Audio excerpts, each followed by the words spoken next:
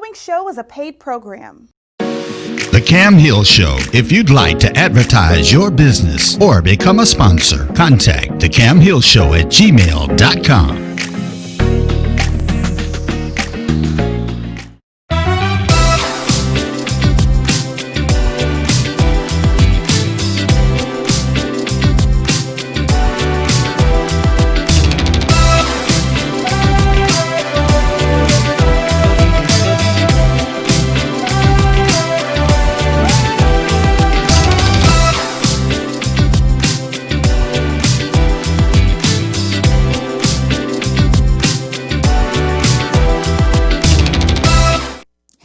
How you doing? On today, we have Larry Goodwell. He is a comedian, and he's in the studio. A little bit later, we will have Kathy Cheng, and she is running for the Texas Supreme Court, place 6. But right now, we'll be talking about the comedy business with my friend Larry Goodwell. Hey, buddy, how you doing? I'm all right. How you doing? Oh, man, I'm excited. On tonight, you're going to be at Phil and Derek's. Yes, sir. Yes, sir. 2 shows, 7:30 and 9. Yes. Mm-hmm. Yes. So at Phil and Derek's family, Larry Goodwell and Black Ron, they both will be together, Mm-hmm. Yes. and they will be killing it tonight. So it's tonight and tomorrow. Yes, sir. 2 tonight and 2 tomorrow.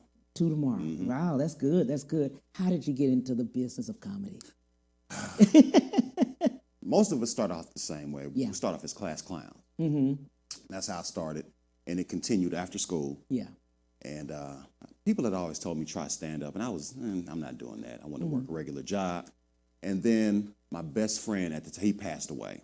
My supervisor at the time told me to get a notebook and a pen, and that would be therapy. Just write stuff. Write him a letter. Just write stuff. And so that letter turned into stories, turned into jokes, thoughts, or whatever. Another buddy of mine just so happened to pick up the notebook, and he read it, and he started laughing, and he said, "Look, man, I'm taking you to an open mic next week." And that was the 4th of July, 2007, and I haven't stopped. Wow. Mm-hmm. It resonated with you. Absolutely. Well, I'd always, like most of us do, we used to sneak and listen to Richard Pryor albums when our parents were gone. So I always loved comedy. I just didn't know that I wanted to do it. Mm-hmm. I always thought me being funny I thought people they weren't taking me seriously. Right. Didn't know it was a gift. Absolutely. A gift. But later on, I was like, you know what? I don't have anything else to do. Let me try it. And I fell in love with it. I hadn't stopped. Wow. So many people say you have to, and we were talking about this, about leaving Houston to do the actual art, whatever it might be. If it's music, comedy, whatever it might be as an art form, they'd have to leave and then come back. How have you seen it? I've seen it both ways. I've seen people make it from here. Yeah. One of my favorite comedians, Ali Sadiq, made it from here. Yeah. You got people who leave and make it. Yeah. It all depends on your situation. Yeah. I left, and I still haven't made it. So, I still haven't made it. So that dispels that myth right there. But yeah, sometimes you have to leave and let other people see you out in other cities amongst famous people, and then they think, oh, he's doing something. When he comes back to town, I'm going to see him. Absolutely. So it works both ways. Absolutely. Now that we talk about, and we were talking, the topic is the comedy business. A lot of times people do the comedy, but not the business part. And in that business part, they lose a lot of their money as they're shaking hands, and they think that's okay. No contracts, no anything. They'll get up there, do the work, but not get paid. A lot of people don't look at the word network, and they think it's just about going out and shaking hands. And no, network, there's a reason why it rhymes with net worth. I mean, you got to go out there and shake hands and discuss money. Yeah. If not, you're doing yourself a disservice. Right. I mean, it's one thing to get up and tell jokes, and that's the part we love. We really don't like discussing money. It's kind of uncomfortable. But you got to do it because you got to eat. Yeah, absolutely. So, I mean, always be focused on the business part as much as you're focused on the comedy part. We had talked a little earlier also about the fact that many people are working, and their dream is to go out and just do this full time. But you said something to me. You said something very clear, that everybody was working. See, every time we think Cedric the Entertainer, he just been Cedric the Entertainer, but he worked. Now, Cedric was a insurance rep. He wasn't always Ced the Entertainer. He was Ced the insurance rep. Right. I mean, there's several stories of comedians who've been fired and then was like, you know what, I'm going to take the leap and do comedy. But I work. Yeah. I mean, I got to pay bills, and I need medical benefits. Right. So there's nothing wrong with working until you get to where you need to be. Absolutely, absolutely. And he's still been, what you say? He took a long leave. He's still an employee right now as we speak. He's 20 years later. 20 years later, he's still on leave. He's still on leave. That's still the entertainer. That's so funny. But in talking about that, you hit another thing on health insurance. Gotta have it. I mean, That's crazy. there's no like health insurance in comedy. Wow. Like, so you gotta have it. And that's why I work. I'm almost 50, so I need my benefits because I Yeah. might get sick one day. Absolutely. And these jokes ain't gonna help my copay or nothing like that. Man, so and COVID is sitting out there, COVID and Corona. and your COVID, Corona, all that. Yeah, so Sitting out there. you need benefits until Yeah. you make enough money to where you don't have to worry about that stuff. You need that stuff, and you only get that through a job. So there's nothing wrong working a job while you chasing your dream. Right. At all. And now you're getting ready to get on the road. How do you feel about COVID? I know we all. Oh man, We just don't know. we don't know. That's We the just thing. don't We know. don't know. There's no virus. There's no treatment. They're telling us Yeah. one thing, telling us Yeah. to do this. But one thing that we do know is those bills come every month. They do. And I got to get on the road and get this money to pay these bills, or I'm not gonna be Right. able to take calls on my cell phone. Right. So I'm gonna take all the necessary precautions. Right. I'm gonna wash my hands, distance, Yeah. but I have to do it. Yeah. And I'm gonna ask everybody who's watching, pray for me. Yeah. Absolutely.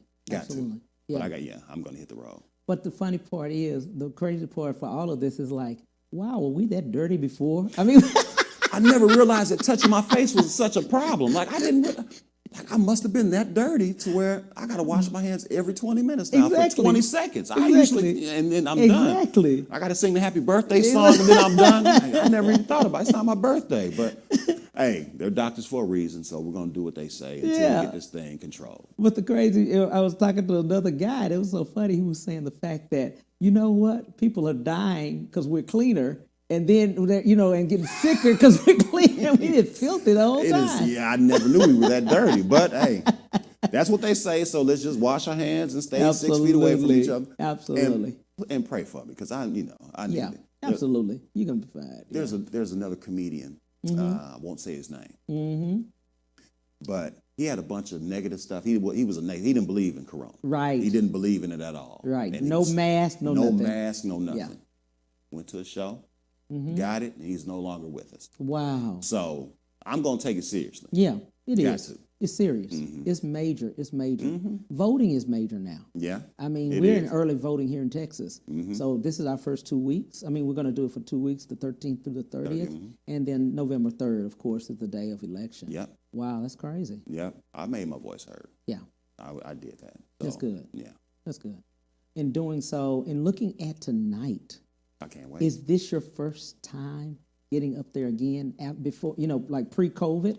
Or have you done a show no, before? I did the Addison Improv a couple weeks ago. Yeah. And comedy's even changed after COVID. Wow. Because before the show, they gave us our own microphones. They gave them to us Right. in bags. We had Yeah. our own microphones. Yeah. They had sanitation stations throughout Yeah. the club. Uh-huh. Everybody was 6 feet apart. It was different. It was good to get out, back out there Right. because I hadn't been on stage since March. Right. Right. And 6, 7 months. And I mean, comedy is comedy. I was Right. a little rusty, but you work through it. Well, I think the thing is most people want to get out and be amongst people, Exactly. socially. Even though it was the distance part, it's just people there. Because a lot of the comics, as well as musicians, have been trying to do things virtually. I have to. Yeah. And I've heard, before I did it, I heard good and bad about the virtual thing. For myself, I'll do it. If you want to book me, I'll do it. I'll take your money.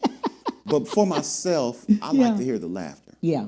And when you're doing a virtual show, you feel like you're bombing because Yeah. you tell a joke and you're used to hearing a big laugh Right. afterwards. You don't hear anything and you're looking like, oh man, I'm not funny. Right. But you see people laughing, it's not the same. Right. It's not the same. I mean, I'll do it, I'll take somebody's money. But just know it's not the same as being in front of people and Right. seeing them laughing. Right. You need to see people spitting their drink out of their mouth because of something they heard from. You need to see that as a comedian. You need to see that Yeah, as you a can't see it comedian. on your phone. You keep to see that. Yeah, so- That's funny. I mean, some of us, I'm nervous, Cam. I'm not going to lie to you. I'm Yeah. nervous. Yeah. But I got to pay these bills. You got I got to pay these bills, man. That's those the bottom bills line. are running after you. They don't stop. They don't stop. So I'm gonna get on the road. It's something about those bills. I mean, it's every Every month. I just paid y'all. Exactly. Y'all are right back in my mailbox. I need y'all to socially distance yourselves from me and to give me I a break. that. Yeah, exactly. man. They don't want to stop. They don't want to stop. They're not gonna do it. They're not gonna do it. They're not gonna do it.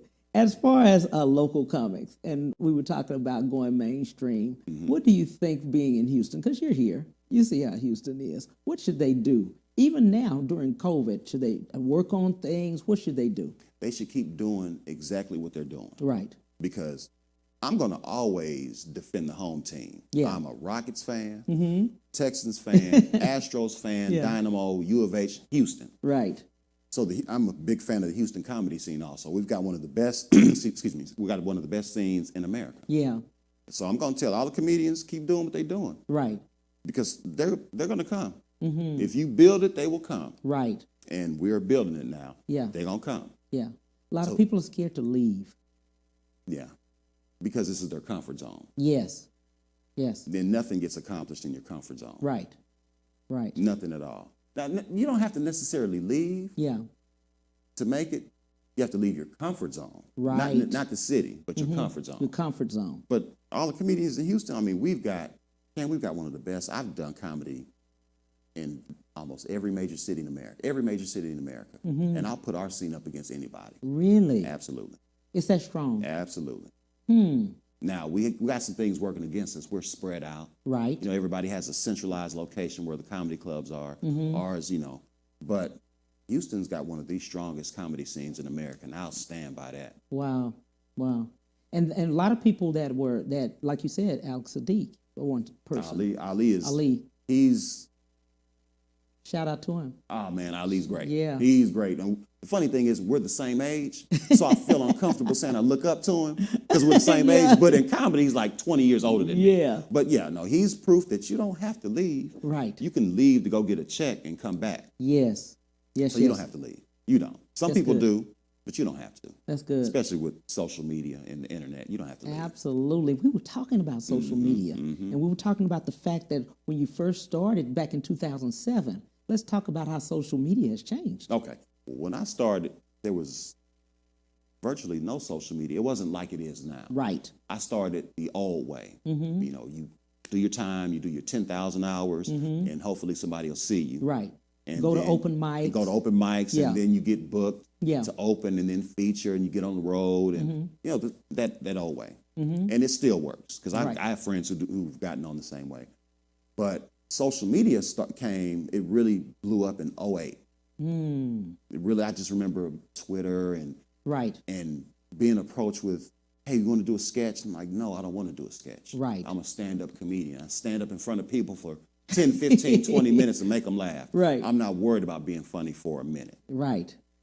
being stubborn. Yeah. And then social media exploded. Right. And then you got people who were nobodies one day. Yes. And next week they were superstars. Because they Absolutely. had gone viral. Yeah. That Instagram and Facebook, but that Instagram is That crazy. Instagram is crazy. Yeah. Yeah. It's people who... Millions of followers. And people. millions of dollars. Yes. People are making money just on Instagram. Wow. So I wish I would have focused on social media more in the beginning, but I wouldn't trade it in for anything. I mean, you learn, you live and learn. So And even local artists right now still have that opportunity being on Instagram. absolutely. Make sure they're on there. Absolutely. I would tell anybody, if you're starting in show business, whether it's acting, comedy, Right. music, get your social media together. You know, get that together because, you know, you need that, Especially now. especially now. And a lot of people just even in looking at that, as far as comedy is concerned, they get a lot of, I was talking to one guy, he gets a lot of his material off of social media after you listen.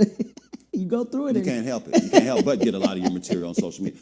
There's been times where I've posted something Yeah. and I'll be like, oh no, I'll delete it. I'm like, that's too good for I need to take this on stage. I'll Right. delete it and write it in my, you know, Right. my joke pad, my joke pad. But social media it's changed the world. I mean, changed everything. Comedy, everything. So And you look at the world, I'm sure, different from 2007 and 8. oh man. You yeah. look at the world as a Heck, joke. yeah. You see jokes. Sometimes they write themselves. Right. They write themselves. But yeah, you get a lot of material from social media. It's the first thing I look at in the morning. Yeah. It's the second thing. I look at myself in the mirror, and then I get on my phone and I see what's going on social media. So yeah, it's totally changed what we do. Absolutely. What are people to expect tonight? From you and Black Ron. Well, I'm going to speak for myself. Absolutely. I'll speak for both of us because Black Ron is my buddy. Yeah. That is my boy. The Malcolm X of comedy. Malcolm, look, X man. of comedy. Black Ron is a genius. Yeah. He's a literal genius. Mm-hmm. I don't like his accent because he's from Dallas, but you're going to expect some laughs. You're going to expect some different political views. Yeah. Because we're both, we both have different views. Different views. Expect to laugh. Expect to spit your drink out. Expect to see somebody on stage who's relatable. Yeah. And just come have a good time. Make sure you wash your hands. Wash your hands. Wear a mask. Wear a mask and wash your hands. Yeah. I love that. And expect to have a good time. I love that part about what you're saying about that. The material, and we always talk about the material that you have and the material over a period of time. How has it changed? When I first started, I thought my job was to get on stage and shock people or wow them with my vocabulary. Yeah. And then one of my mentors told me, he said, man, you're not a professor. Don't get up and lecture these people. They came to laugh. So I was like, let me get rid of all these long words and write some jokes. And focus more, a lot of my materials about my father, about my family, my experiences. It's changed a lot because I've aged. Yeah. I first started doing comedy in 2007. It is 2020 now. Yes. Yes. I was 33 years old then. I'm 46. If you're still doing the same material, then I mean, lots happened in 13 years. So I've matured. Yeah. As a comedian and as a person. That's so good. that's why my stuff's changed. That's good. And even in your travels, I know you've traveled around the world. Yes, I have. At this point. And you come back to Houston, and you just come back to the world, of just being in your, habitat, just location and things. What do you see changing around the world now? Over those 13 years? Because you've seen some changes. I've seen a lot of changes. And I'll just say for Black people, African American people.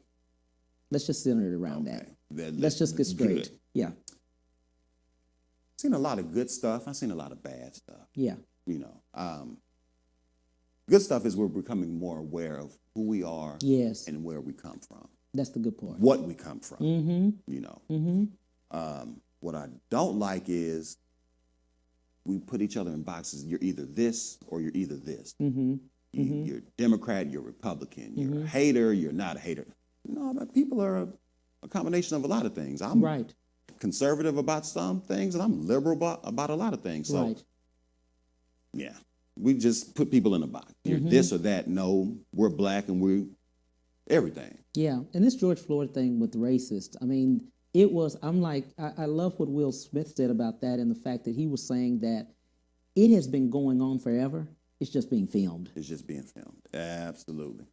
And I know he's going to go that deep, Cam. Oh, but you see, because whenever I hear George Floyd, I think about George, I think about Breonna, I think about Ahmaud Arbery, and then the list goes on and on and on and on and on. And it's people I've forgotten about. Yes.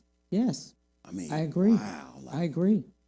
In 13 years, I mean, from Rodney King to George Floyd, wow. Yeah, your Trayvon Martin's, just all of them. Yeah, Yeah, they had a memorial about it here, Yeah. Where they had the pictures of, the different ones. And it's just to know that many people that we know of. That we only know of. You're absolutely right. It's beyond what we know of that has happened. But the thing about it is still going on in 2020. Hopefully one day it'll stop. But the sad thing about that is somebody said what I just said 10 years ago, 20 years ago, Absolutely. 50 years ago, 100 years ago. Absolutely. So, I mean, hopefully one day it stops. Yeah. And even though, we're at voting. This is it. The voting is in. They've got to put some more laws, some major laws that are in place to impact and actually stand up strong laws on hate crimes. Absolutely. I saw something where it takes you longer to become a barber than it does to become a police officer. Yes. Who do you think is more important? Yeah. shout out to my barber, but I think the police force is a little bit more important than barbers. Yeah. I mean, I like to look good, but I Yeah. also want to feel protected. And I want to feel safe. Yeah. So I think it should be more training. Mm-hmm.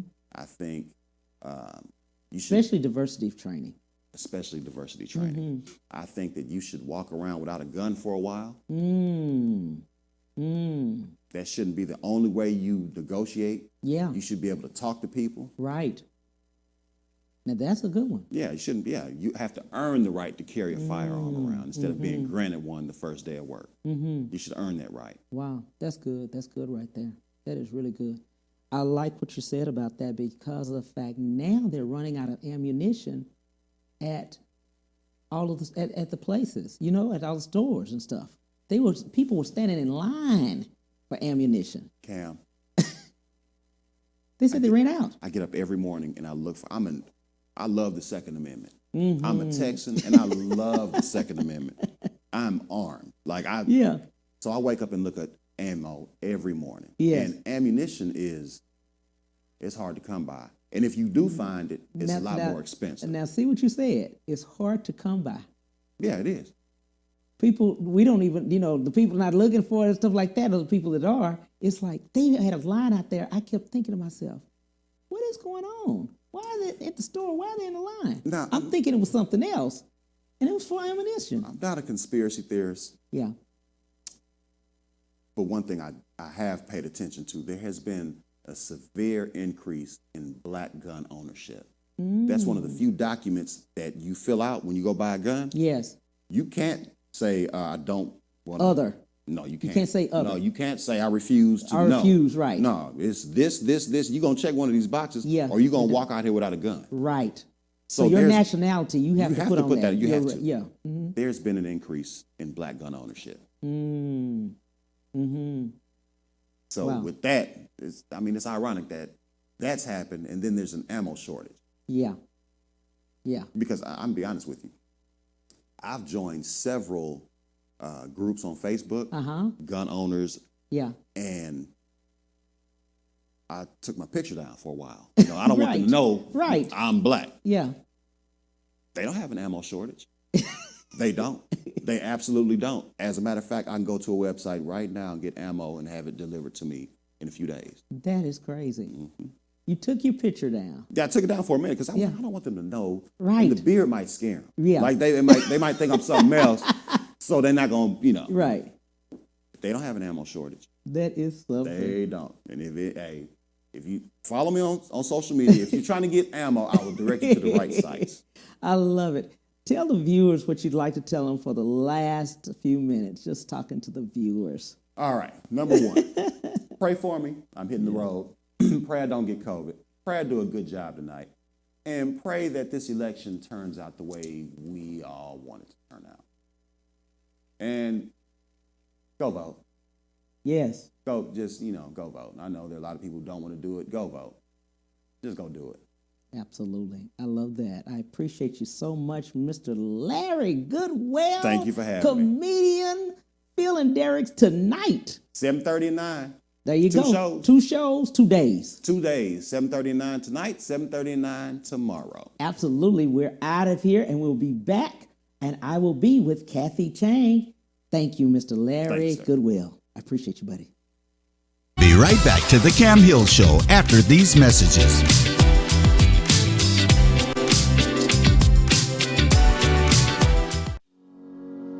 Ron Carter Cadillac, Houston's only Cadillac to your door dealer, delivers test drives to your home or office, like the new 2020 XT4 Luxury Collection, only $299 a month. The new 2020 XT5 Premium Luxury Collection, $399 a month. Or the first ever 2020 XT6 Premium Luxury Collection, just $499 a month. All for 39 months lease with just $1 down. Or purchase and choose 0% APR for 60 months plus $2,000 bonus cash with no payments until March 2021. Visit RonCarterCadillac.com.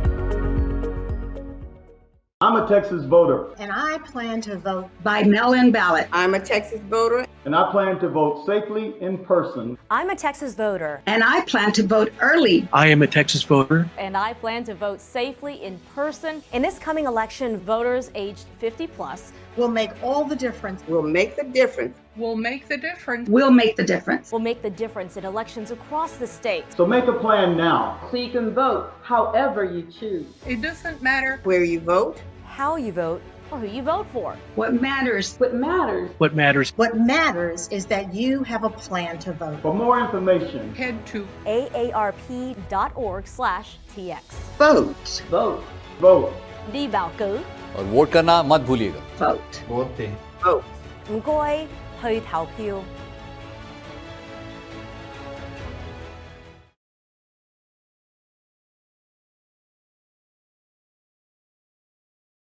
When it comes to protecting yourself and your partners, all the information out there can be overwhelming. Visit our website. We are a free and confidential service striving to help you stay informed and stay notified. We are committed to a healthy Houston. Did you know that the Republican Party of Texas was formed by free slaves? Did you know that 150 black men ran the Republican Party? Did you know that Cooney Holmes is named after the first Republican chairman of Texas Republican Party? They don't teach that in schools. Why not? We have a rich history with the Republican Party. I'm Wendell Champion. Visit me at champion2020.com. I'm Wendell Champion, and I approve this message. Hello again, Stafford. We are extremely proud of the diverse community we have in Stafford.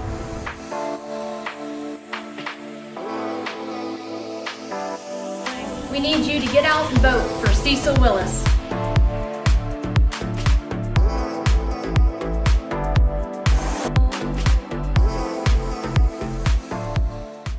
Have you been injured in an 18-wheeler accident, truck accident, car accident?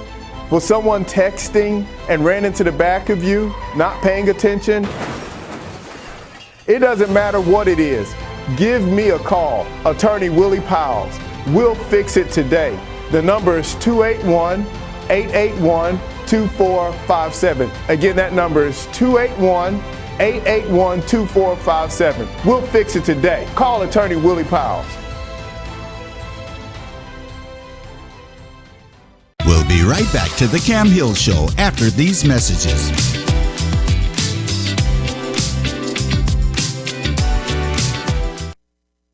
Hey, how you doing? This is Cam Hill. I am, Larry Goodwell. He just left, the comedian. He will be there tonight.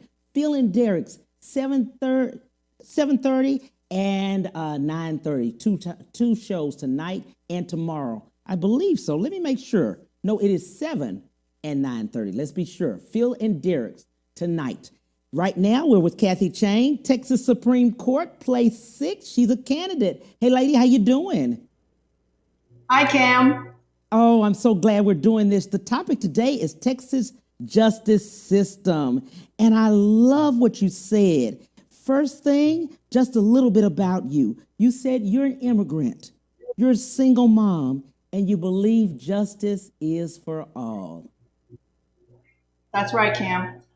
As a U.S. citizen by choice, which means I was not born in the United States. My parents immigrated to the United States, and I didn't speak a word of English. Came into the United States and learned to speak English by reciting the Pledge of Allegiance. See, back in the old days, as an elementary student, you have to learn and recite the Pledge of Allegiance. So having to recite that every day, I was curious and asked my teacher, what exactly does this mean? Because after all, we're reciting every day, right? Mm-hmm. So I was told what the liberty was for freedom, justice was fairness, and for all was for everyone. So that's how I came to embrace and love this country, because this was something that I had not been affectionate about when I was in my native country, because after all, we immigrated here for that freedom and that fairness. So that was the background story about my family. I love that. How did we get started at this point? How did you just come to know through your family as far as getting here, even becoming an attorney first? Well, of all the countries around the world, we have, I think, 195 countries around the world. Yes. My parents decided to choose the United States for the very fact that, to foreigners, this is a land of opportunity, education-wise and everything else. If you could imagine it and you have the desire to do it, you can make it possible. So when my parents chose the United States, and I had my aunt and my uncle-in-law, who was a professor in University of Wisconsin, we immigrated here first to learn to speak English with my cousins and stuff in Wisconsin.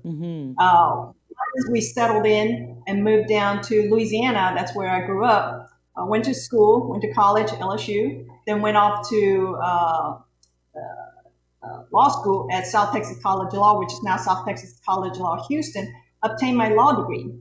Once I obtained my law degree, I came out in private practice where I practiced complex commercial litigation, family law, tax, real estate, probate. Then I realized it hit me hard, Cam, representing people from all walks of life, of all socioeconomic status, of all ethnic, religious affiliations. It hit me hard. Justice isn't for all. And that was a sad reality for me. It was a very heartfelt reality that I had to acknowledge and accept. But then I realized in my position, with my passion, serving the community, and making sure that what I grew up learning, the Pledge of Allegiance, one nation under God, indivisible, with liberty and justice for all, was not all false. I decided to get out of the comfort zone. Like the comedian Larry Goodwell says, sometimes we have to get out of that comfort zone. Right. While as a private practitioner, I was comfortable, and I am. But I needed to get out of that comfort zone because I know that my parents worked so hard to bring me into this country for something we would not have had in our native country. And see, Cam, I have 3 wonderful children. I have a 12-year-old daughter, Isabel. I have a 6-year-old son, London, and a 4-year-old son, Ethan. Most of folks out there, when I travel, I take them with me on the campaign, and they know them as Search and Destroy. Yeah. But for these 3 little kids that I love, I know that I have to do more than just being in the comfort zone. Right. And that means to do something about it, making sure fighting for justice for all. I love that. Why now? Why 2020 would you run for the Texas Supreme Court? And let me just be clear about what that is. I don't think we know that. I understood the Texas Supreme Court, it consists of 9 current justices. All have been Republicans, and 7 Correct. Out of the 9 have been appointed by either Rick Perry or by Governor Greg Abbott. That is correct. So for almost 25 years, this Texas Supreme Court, which is the highest civil court in the state of Texas, which hears cases like voter rights, the employment law, personal injury cases, probate, real estate, business transactions, all of these, oil and gas stuff, if they decide to take the cases. So for 25 years, these 9 justices have been all Republicans. Now, folks, I'm not talking about their, R's or D's are better one way or the other, but this is the judicial position, which is neutral. And right now, for a long time, Texas Supreme Court has earned a reputation of being corporate friendly and friendly to their high stakeholders who are beholden to the individuals who have appointed them. And that is something that goes against everything that I've learned. It goes against everything in our teachings in our school system about the 3 branches of government. I just want to make sure that we swing that pendulum, not all the way to the left, because I am a proud Democrat. I'm not here to swing that pendulum to the left. I'm here to swing that pendulum back to the middle where it should always have been. So that Texans, when they go into any court in the state of Texas, no matter where in Texas, they can walk in and say, I'm going to get a fairness and just outcome, regardless, because those individuals up there understand the impact that they make when they make a decision, whether it's on the trial court level or the appellate court level to the highest court of the state of Texas. And that is the diversity that we're desperately lacking right now in the state of Texas, because we have 9 justices beholden to those that either appointed them or have been receiving contributions from big law firms that pretty much has a way of saying what's the outcome of the rulings. And that's not right. That's not fair for all Texans. Absolutely. I love that. And I love the fact that you're strong enough to run now in 2020. This is a pivotal point in our lives at this point. This election is huge. Why now?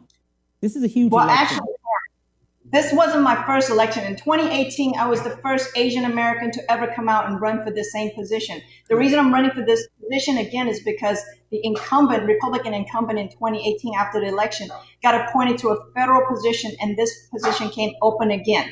So this is a 6-year term. Served from 2018 to 2024. But because that Republican incumbent was appointed to the federal position, seat came up, and of course, Governor Abbott went ahead and appointed my current Republican opponent into that position. Yes. So I'll be serving the remaining 4-year term once I'm elected on November 3rd. And the thing is, I ran for this position in 2018 when no one even thought about it, because it's a very red state in the state of Texas. And I have 254 counties to cover. But I realized if we're going to make a difference, we need to do some grunt work. And, people say, wow, we were down the trenches. Cam, when I started this in 2018, there wasn't even a shovel around. Okay. I started from ground zero. And not only did I travel to 254 counties to campaign about my position, I had to educate people, because back then we had the straight ticket button where all these Republicans just pressed that one little straight ticket button and all the R's were picked. Right. So when I went traveling around, they said, I'm sorry, Kathy, I didn't realize that judges were on the ballot because we just kept pressing that straight ticket button. Right. So this 2020, being that I was so close to winning in 2018, I knew that I had to finish what we started, because change doesn't occur overnight. The old African American saying, if you want to go fast, go alone. If you want to go far, let's go together. Well, folks, I'm asking you, let's go together and make a difference. Let's transform the judiciary to a point where anybody, wherever, that when you go into a courtroom, you will have a fairness and just outcomes regardless of who it is. Because once you elect Democrats into the judiciary,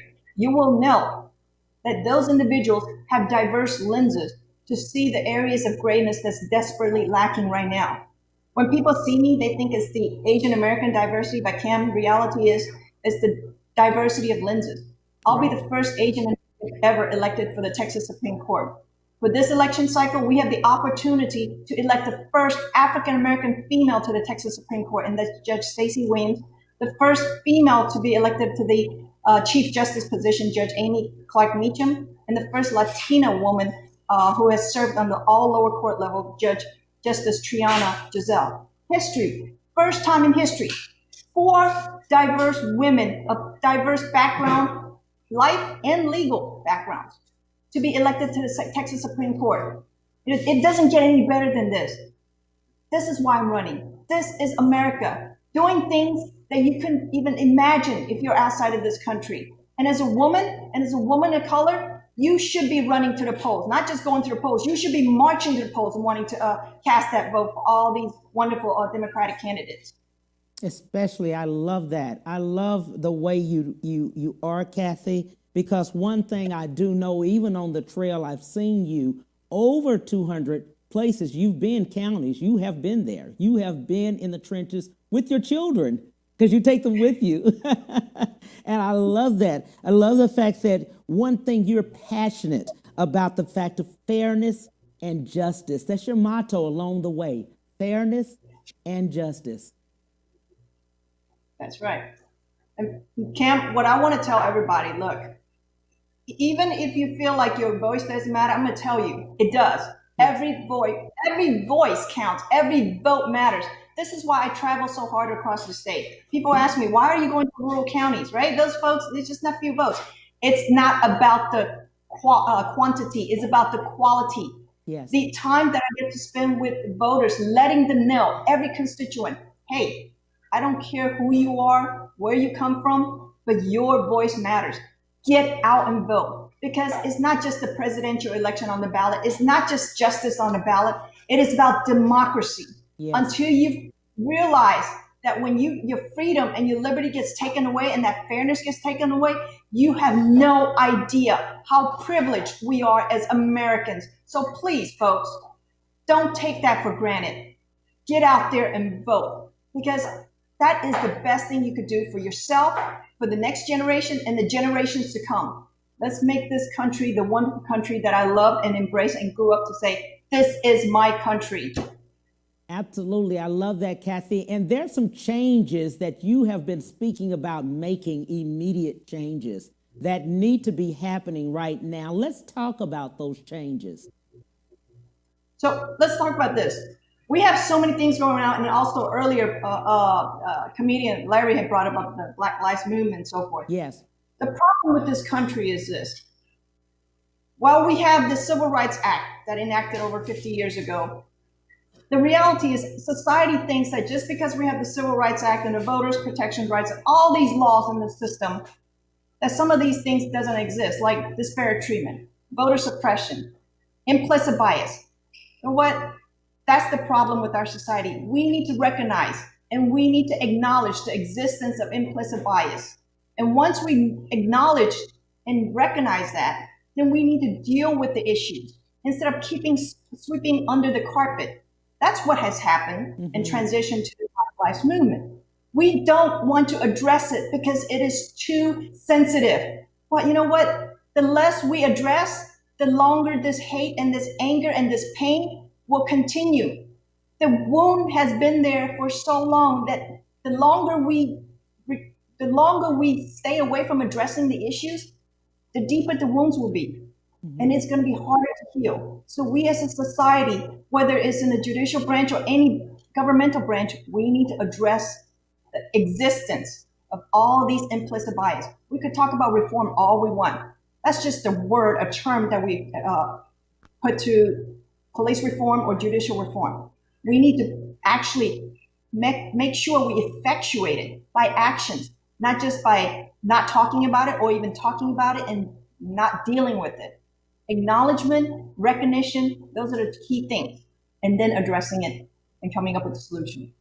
I love that. I love what you were saying there. Also, I want to reiterate that once you would win, you have a 4-year out of the 6-year term at this point you would sit. Correct.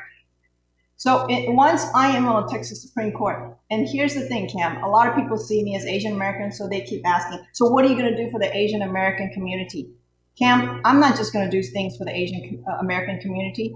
I'm going to do this for all the community members. Because when I'm elected, irrespective of the fact that I'm a Democrat, I'm going to make sure all Texans, whether you're Democrat, independent, or Republican, you're going to have fairness. And I'm also going to make sure that we also give the various ethnic groups, various gender groups, all of those people have the idea that there is integrity in the judicial system. Right now, across the state of Texas, Texans don't feel there's integrity. They feel like there's a huge distrust because of the system that it is in. And I also believe that once I'm in there, I will make sure that people of all ethnic groups have the opportunity, have the accessibility to the judicial system, understand the resources available, understand that if they cannot afford counsels or anything, where they need to go. There's a huge disconnect with the judicial system and the constituents.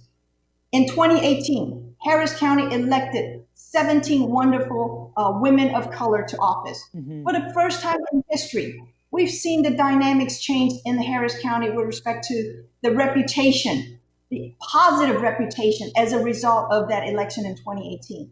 We can do that across the state of Texas when we elect women and women of color to the Texas Supreme Court, and I'll be one of them to make sure that we push that agenda along, because we need to make sure, we need to restore that integrity into the system so that our constituents, our Texans, can say, that is the judicial system that we want. That is the judicial system that we've come to study and learn about, not the current distrust that we have. Absolutely. I love that. We have early voting at this point. October 13th it started. It's on to the 30th, and then November the 3rd is Election Day. During this time, let's talk to the viewers about why to vote. Well, okay. First of all, let me just clarify this to all the listeners and viewers out there. This race is the entire state of Texas, a statewide race. So some of you may actually see at the polling sites, whether in Harris County or Fort Bend County, or even some other counties. okay? But it is so important that we vote, not just for the presidential, because I know a lot of people go out there to vote for the presidential election. But the reality is I want to urge people, finish up that ballot, because your local candidates, you have the local candidates down the bottom of the ballot. Some of them are the sheriff, some of them the district attorney, some of them constable. All of those positions are important, equally important to the presidential race. Why? Because those are closest to you, right? While I want you to go in there and vote for me and everything, but I also want you to finish the ballot, go all the way down to the ballot, because these are wonderful candidates who have worked so hard. It takes a lot. It takes a lot of courage and a lot of time to run as a candidate. So please don't take their hard time and toil for granted, and finish that ballot. Because when you finish that ballot, what you're doing is not just to help these candidates, but you're doing a patriotic service to yourself and to your countrymen, because that is the civic responsibility as an American citizen. So when you go about and vote, as a Democrat, I'm going to urge you, vote Democrat all the way. Because when you vote for Democrat, you're voting for Texans. I love that. I love that. We were talking about changes in the Texas Supreme Court. And what do you see that you would do the first time when you get there? What things are you looking to accomplish while you're there? Well, first thing I want to make sure is, because there's a lack of transparency right now. Mm-hmm. We want to go in there and see how they're picking the cases, where these cases are to be heard, because Texas Supreme Court is a discretionary court, meaning that they can decide whether they want to hear something or they don't. So I want to go in there and see how many of these cases and which courts, because in the state of Texas, we have 14 Court of Appeals. And whether they hear these appeals, we're not sure how they're picking these cases and what areas. So that's something that I want to, along with my colleagues, we would like to know how is it being done, and to see if it's being cherry picked, so to speak, based on who their colleagues are on the lower court levels or the issues. We want to make sure that that transparency is known to the general population, so that there is accountability and transparency for the first time in history. Absolutely. I love that. Let's be clear and let's let the viewers know, how do you get in front of the Texas Supreme Court? How do you go up that ladder and actually get there? So the first level is the trial court, is what you normally hear, right, like say for the 215th District Court. So that covers the entire county, but that's a state court. That's the trial court level. Right. Then everyone is entitled to one appeal if you want to appeal that case based on the results. That's the Court of Appeals. In Harris County, we have the 1st and 14th Court of Appeals. So we have 4 wonderful Democratic candidates running for that position, for those positions this election cycle. Then the losing party would file a petition to the Texas Supreme Court. At that point, the Texas Supreme Court justices would determine whether or not they would like to hear the case. If they do, then it goes before the Texas Supreme Court. If it doesn't, that case ends at the appellate level, essentially on the decision. And that's how it works. And that's why we call it a court of discretion, as opposed to a regular court like the trial court or the Court of Appeals. That sounds great. How do people find out more about your campaign and how to get in touch with you? Okay. Well, my campaign website is www.CHENGFORJUSTICE.com. That's changforjustice.com. That's CHENGFORJUSTICE.com. Or you could call or text me, 832-778-1542. Again, that's 832-778-1542. Okay. That is Miss Kathy Chang. I'm telling you, she is one of the best. Texas Supreme Court, place 6. We're talking about the Texas justice system. Hey, lady, I appreciate you so much. Thank you, thank you, thank you.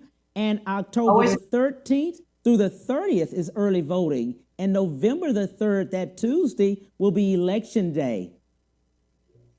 Thank you so much, Cam. Always a pleasure. I appreciate you so much. Thank you. On next week, we appreciate you, 12:30 to 1:30 Central Standard Time. We'll see you then. Take care. Bye. The Cam Hill Show. If you'd like to advertise your business or become a sponsor, contact the Cam Hill Show at gmail.com.